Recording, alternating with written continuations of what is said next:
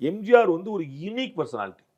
அவர் வந்து ஒரு ஒரு மல்டிபிள் காம்போ. அது வந்து வித்தியாசமான காம்போ. வந்து இதயங்களை வென்றவர்.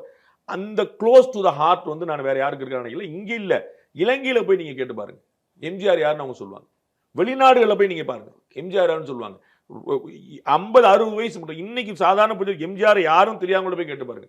எம்ஜிஆர் வந்து கிட்டத்தட்ட அந்த காமராஜர் மாரி, அதாவது வேற ஒரு இடத்துல நகர்த்தப்பட்டார். நீங்க வந்து அது வந்து ஒரு கண்டெம்பரரி பொலிட்டிஷியன் சொல்லி நீங்க அவர பேசவே முடியாது. அந்த இடத்துக்கு போயிட்டாரு. அது வந்து எம்ஜிஆர் வந்து ஒரு யூனிக் ஃபோர்ஸ்.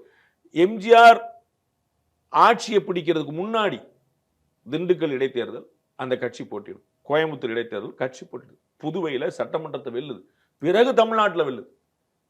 அதுதான் நான் சொல்லிட்டே வரேன். நீங்க இடைத்தேர்தல் நின்று இருக்கீங்களா? உங்களுக்கு கிரவுண்ட் ஃபோர்ஸ் என்னன்னு பார்த்திருக்கீங்களா? எவ்வளவு சத்து இருக்குன்னு தெரிஞ்சிருக்கா? ஏதாவது ப்ரூஃப் இருக்கா? அப்ப மாஸ் இருக்குது. நான் இல்லைன்னு சொல்ல. அப்ப வந்து ஒண்ணுமில்லாம போயிடுவாரு. 10 பைசா அது நான் சொல்ல தயாராவே இல்லை. கிரவுண்ட்ல நீங்க எம்ஜிஆர் ஆக முடியுமான்னா இன்னொரு எம்ஜிஆர் கிடையாது. எம்ஜிஆருக்கு வந்து பெரிய வரலாறு இருக்கு. நீங்க இப்பதான் எழுத ஆரம்பிச்சிருக்கீங்க. அது வரலாறா புதினமாங்கிறத நம்ம பார்க்கணும்.